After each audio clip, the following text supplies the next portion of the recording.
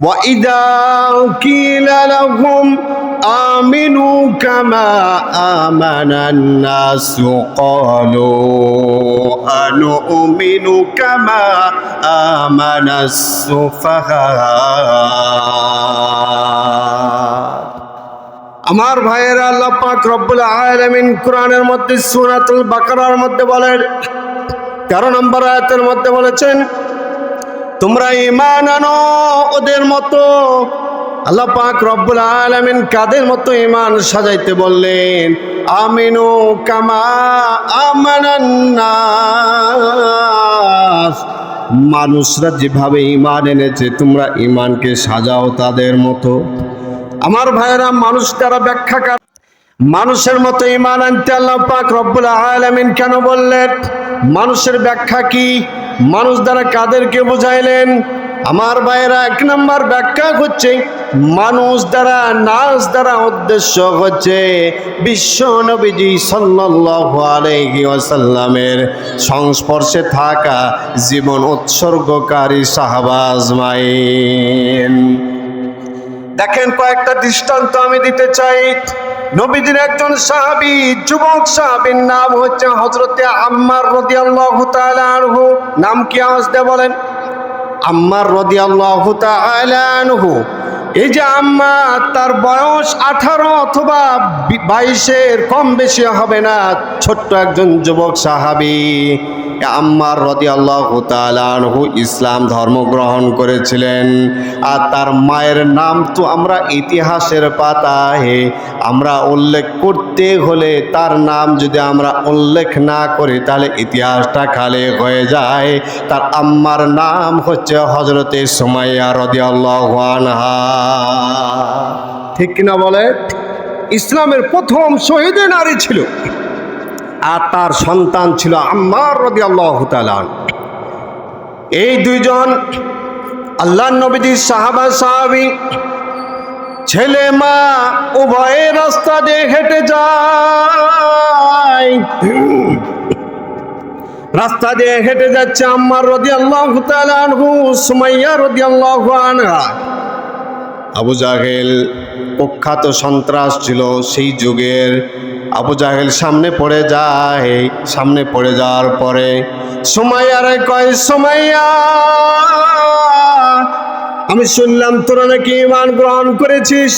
সুমাইয়া বলল, হ্যাঁ, আমরা ইসলাম ধর্ম গ্রহণ করেছি। এ কথা বলার পরে আবু জাহেল বলল, ঈমান ছাড়তে হবে। ঈমান না ছাড়লে কিন্তু কঠিন থেকে কঠিন শাস্তি তোরা দেখার জন্য অপেক্ষায় থাক।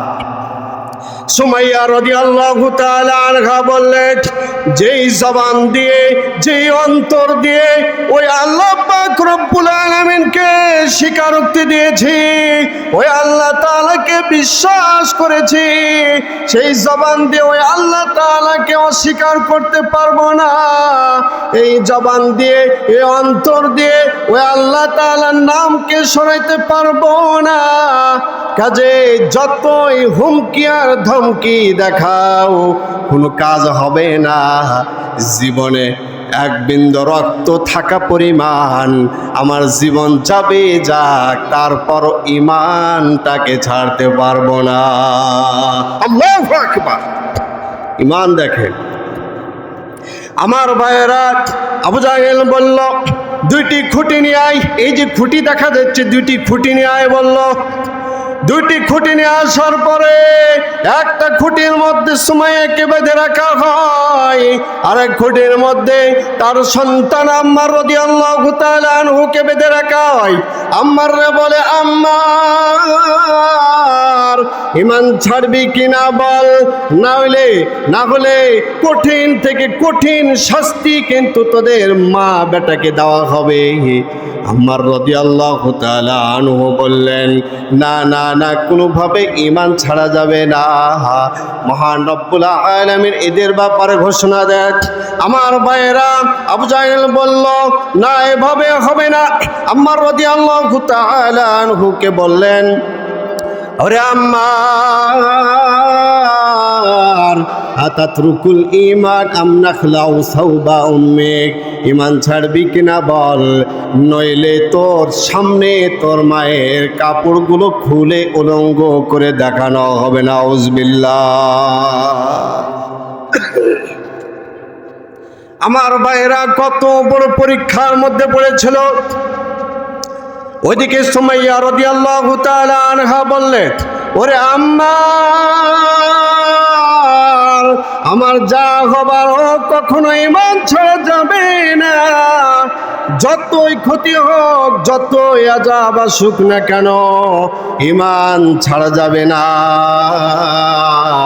আম্মার রাদিয়াল্লাহু তাআলা আনহুর সামনে সুমাইয়া রাদিয়াল্লাহু তাআলা আনহার কাপড়গুলো খুলে উলঙ্গ করা হয়। নাউজুবিল্লাহ বলেন। আমার ভাইয়েরা, কাপড়গুলো খুলে উলঙ্গ করা হয়। আম্মার রাদিয়াল্লাহু তাআলা আনহু মাথাটাকে এভাবে নিচু করে দাঁড়িয়ে আছে আর ভাবছে, এমন দৃশ্য দেখার আগে আল্লাহ তাআলা যদি এই জমিনকে ফুটা করে দিত, ফাঁক করে দিত, জমিনের মধ্যে যদি আমি প্রথিত হয়ে যেতাম, সেটাই আমার জন্য ভালো হতো। আবু জাহেলের বাচ্চা আবু জাহেল শয়তান ইবলিস কুখ্যাত সন্ত্রাস তার সৈন্যদেরকে বলল, আমার মাথাটা নিচু আছে। আমার ভাইরা, আমার বাবাজিরা, এই ঘটনাগুলো শুনবেন আর মনের মধ্যে সাজাইবেন। আমার ভাইরা, আম্মার রাদিয়াল্লাহু তাআলা আনহুর মাথাটাকে উঁচু করার জন্য বলে, আম্মারের মাথাটাকে উঁচু কর, যেন মাথাটা উঁচু করে তার মায়ের উলঙ্গ অবস্থা দেখতে পারে। নাউজুবিল্লাহ। আমার ভাইরা, কাফেরের বাচ্চারা আম্মারের মাথাটাকে উঁচু করে। এরপরে সুমাইয়া রাদিয়াল্লাহু তাআলা আনহা জমিনে পড়ে যায়। জমিনে পড়ে থাকা অবস্থায় আম্মারকে বলে, আম্মার, মা ওয়ালাদতু ওয়ালাদান ইয়াতরুকুল ঈমান আমামা কাফির, আমি এমন সন্তান জন্ম দেই নাই যেই সন্তান একজন কাফেরের সামনে মাথা নত করে ঈমানটাকে ছেড়ে দিতে পারে। আল্লাহু আকবার।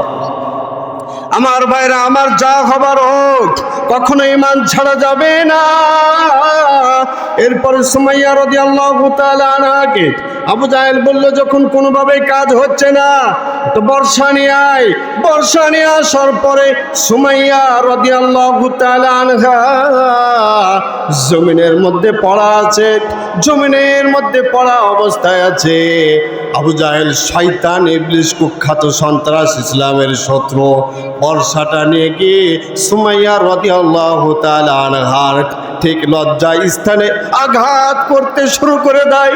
আঘাত, এমন আঘাত শুরু করছে মুসলমান, আমার মা বোনেরা, আওয়াজ যাচ্ছে যাদের কান পর্যন্ত, মনোযোগ দিয়ে বোঝার চেষ্টা করবেন রে আমার মা বোনেরা। তাদের এমন ভাবে বর্ষা দিয়ে আঘাত করতে শুরু করছে, এমন রক্তাক্ত হয়ে গেছে। এমন অবস্থায় আম্মারকে বলে, আম্মার, আমার যা হবার হোক, আমি হয়তোবা কিছুক্ষণের মধ্যে শাহাদাতের পেয়ালা পান করতে যাচ্ছি, কাজে আমার যা হবার হোক, তারপর একজন কাফেরের কথায় মাথা নত করে ঈমানটাকে হারানো যাবে না। আল্লাহু আকবার।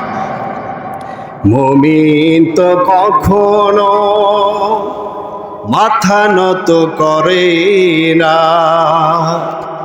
সকলে পড়ি, মুমিন তো কখনো মাথা নত করে না, হোক না সে বন্দী কারাগারে। আওয়াজটা বলুন ঠিক কিনা?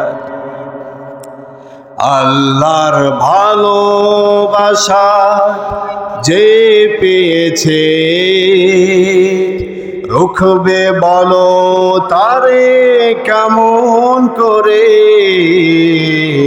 মুমিন তো কখনো মাথা নত করে না, মুমিন তো কখনো মাথা নত করে না, হোক না সে বন্দী কারাগারে। ঠিক কিনা? এজন্য আমার ভাইয়ের আম্মার রাদিয়াল্লাহু তাআলা আনহু তার আম্মাজানকে তার চোখের সামনে শাহাদাত বরণ করলো, তারপরেও আম্মারের মধ্য থেকে ঈমানটাকে ছিনিয়ে নিতে পারল না। আমার ভাইরা একটু চিন্তা করে দেখেন কেমন ঈমান ছিল তাদের। এমন ঈমান যদি গ্রহণ করতে পারো মুসলমান, বড়বড়িয়ার মুসলমান ভাইরা বাবাজিরা, আল্লাহ পাক রব্বুল আলামিন সূরাতুল বাকারার 13 নম্বর আয়াতের মধ্যে বলেন, আমিনু কামা আমানান নাস, তোমরা ঈমান আনো সুমাইয়া আম্মার যেভাবে ঈমান এনেছে তাদের মতো ঈমান।